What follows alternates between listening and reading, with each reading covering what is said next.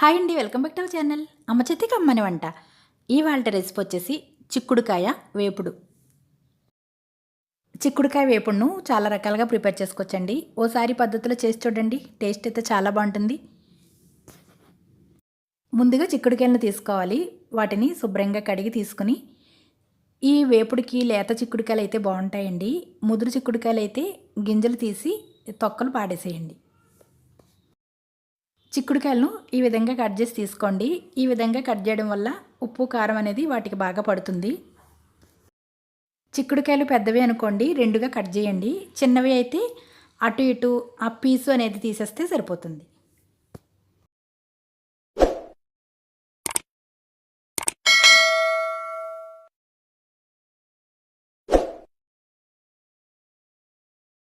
Stove on చేసి ఒక ప్యాన్లో 5 టేబుల్ స్పూన్స్ ఆయిల్ వేసి చిక్కుడుకాయలను వేసి ఒకసారి బాగా కలిపి మూత పెట్టేసి మగ్గనివ్వండి. చిక్కుడుకాయల్లో నుంచి చెమ్మదనం అంతా పోయేంత వరకు మూత పెట్టేసి ఒక 10 నిమిషాల పాటు మగ్గనివ్వండి.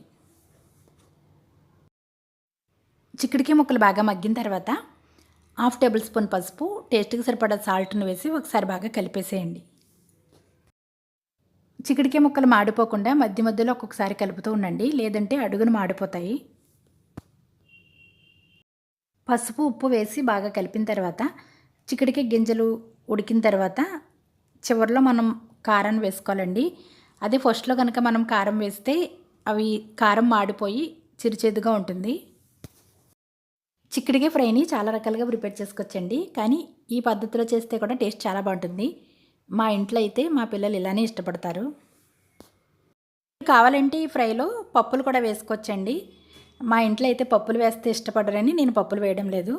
మీరు కావాలంటే పప్పు దినుసులను కూడా వేసుకోవచ్చు. చిక్కుడుకాయ గింజలు బాగా ఉడికిన తర్వాత చివరిలో ఫుల్ టేబుల్ స్పూన్ కారం, ఒక ఫుల్ టేబుల్ స్పూన్ వేరుశనగ పొడిని వేసానండి నేను. కావాలంటే మీరు నువ్వుల పొడిని కూడా వేసుకోవచ్చు. కమ్మగా టేస్ట్ అయితే చాలా బాగుంటుంది. కాస్త కరివేపాకును కూడా వేసి ఒకసారి బాగా కలిపేసి పచ్చివాసన అంతా పోయే విధంగా ఒక 3 నిమిషాల పాటు ఉంచి స్టవ్ ఆపేసేయండి.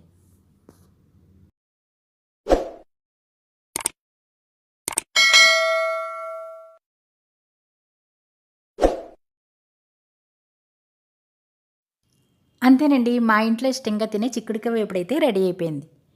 మీరు కూడా ఒకసారి ఈ పద్ధతిలో ట్రై చేయండి. ఈ వీడియో కనుక మీకు నచ్చినట్లయితే లైక్ చేసి మీ ఫ్రెండ్స్కి షేర్ చేయండి. Thanks for watching.